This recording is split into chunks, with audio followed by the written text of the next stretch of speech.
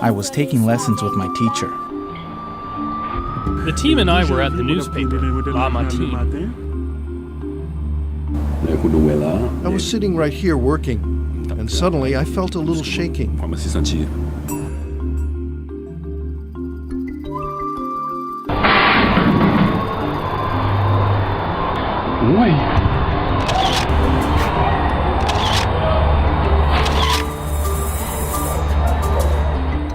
I didn't eat for 5 days.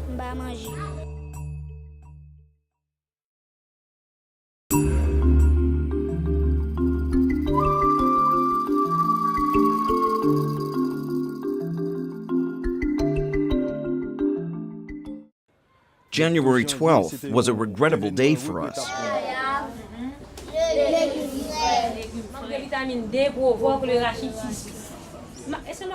We had one student who died and a teacher who died. There were students who had broken arms, broken wrists.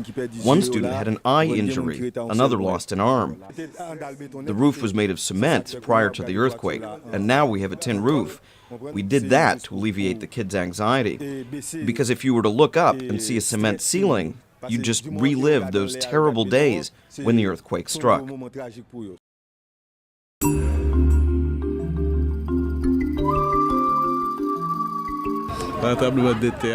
During the earthquake, I was inside my house, and a gate fell and cut off my arm. Who got you out? I just got up. You saw that your arm was cut off? How are things now? 4 times worse. You have 2 arms and you can't find work or anything. Now you're missing 1 and it's even worse. Unemployment, everything. Hunger, eating bad, can't go to school. You're finished.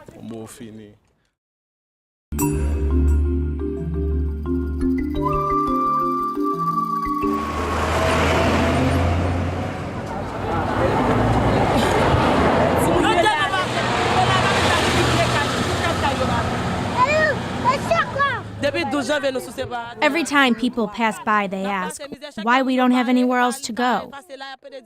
They say our kids look like a bunch of flies.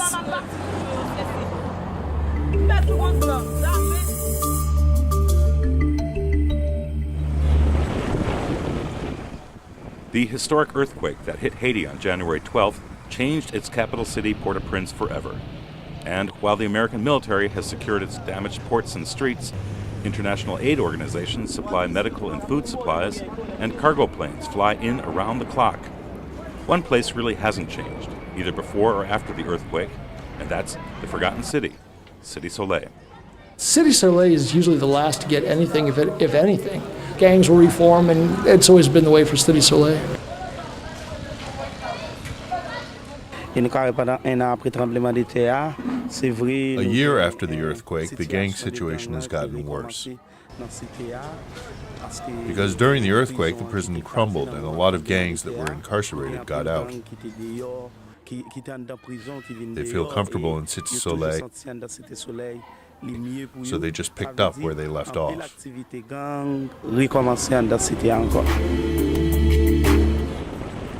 They prey on the poorest of the poor. Josette Pierre has a small business selling sodas and pots. She has 8 children and is a victim. She is saying that when we ran out during the quake, we left everything. By the time we got back, everything was gone. All my money, all my possessions. Now we are living in the streets. Yes, they stole all my stuff. Right now I'm sick with a fever and sleeping in a tent. Since January 1st, I've had this fever. I haven't done anything. I'm just sitting around. If someone could give me a little help, maybe I'd stop getting sick.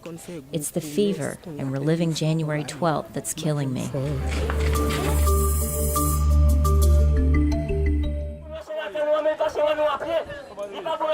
With the country still digging out from the earthquake and in the midst of a deadly cholera epidemic, the election season has come to Haiti. This election is billed as the most important in decades.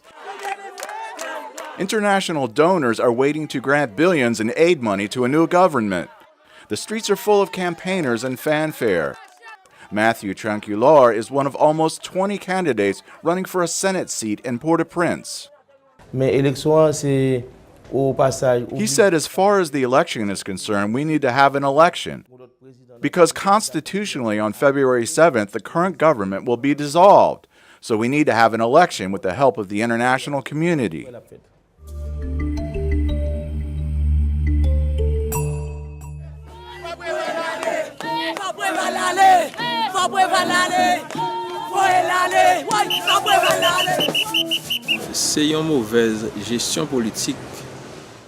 It is poor political management of the country that has exacerbated the situation.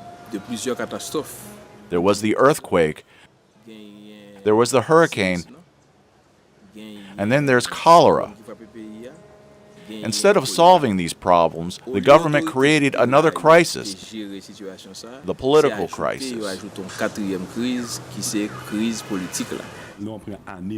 When you take the year 2010, you can summarize different ways. Leadership malpractice, governance malpractice. We just had an election here that you can call electoral malpractice. Voting means change, so we are here to vote. Even though we think this election is prearranged.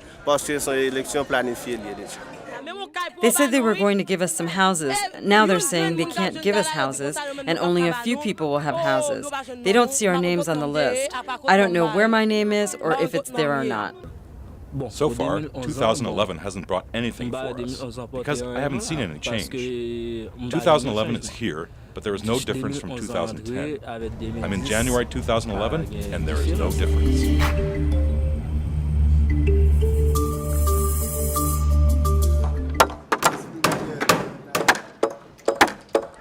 Matthew Cochran with the International Red Cross has been working to build 360 transitional shelters in Port-au-Prince. He says the government was turned upside down from the earthquake like everyone else. Workers were killed, offices were destroyed, and records lost. He says something as simple as acquiring legal title to the land this project was built on is now very complicated, and similar logistical problems have slowed rebuilding efforts across the board. The last thing you want to do is complete a construction project and have provided people with transitional homes, with good homes, and then a landlord turn up and say, you had no right to build here, I want this torn down.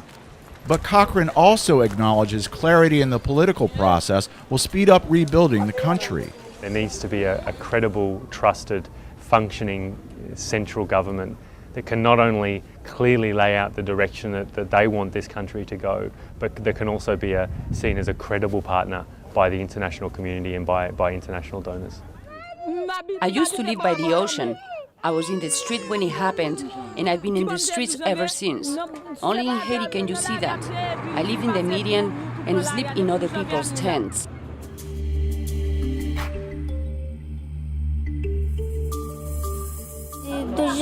January 12th made us accept God.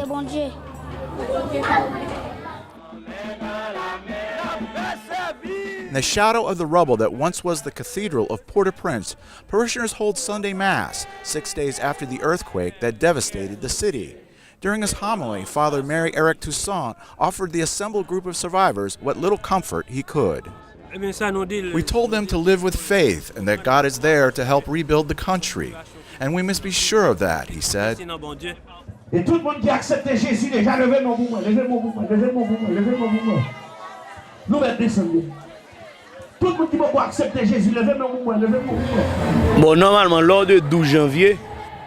The catastrophe on January 12th permitted the church to expand. People are more seriously trying to find God. The love that was there before January 12th has now only increased.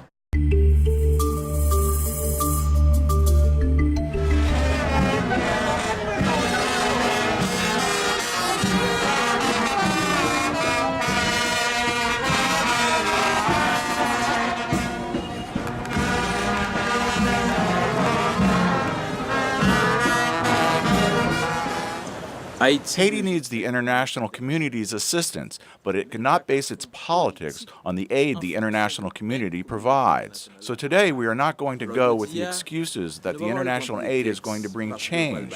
We have to bring that change ourselves. We are going to base our changes on the aspirations of the Haitian people, and especially to make sure the money that has been donated is properly used and not embezzled. The government can't say anything because they're not the ones building the homes. Everybody is building their own homes. They have nothing to say to anybody unless they're building in a bad location. It's up to you to know how to build. It's your money, you work hard for it. You build it a certain way so if it happens again, it won't happen again.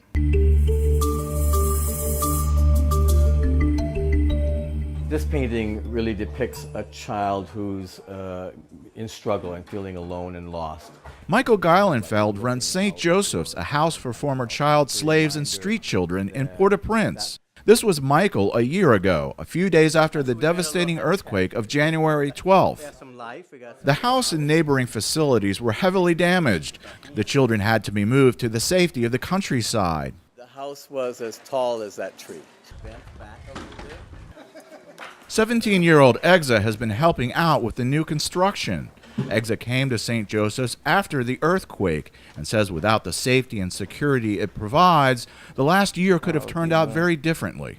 It was a good year for me. There was the hurricane, there was cholera, and then there was the earthquake, but I was untouched. It was a good year.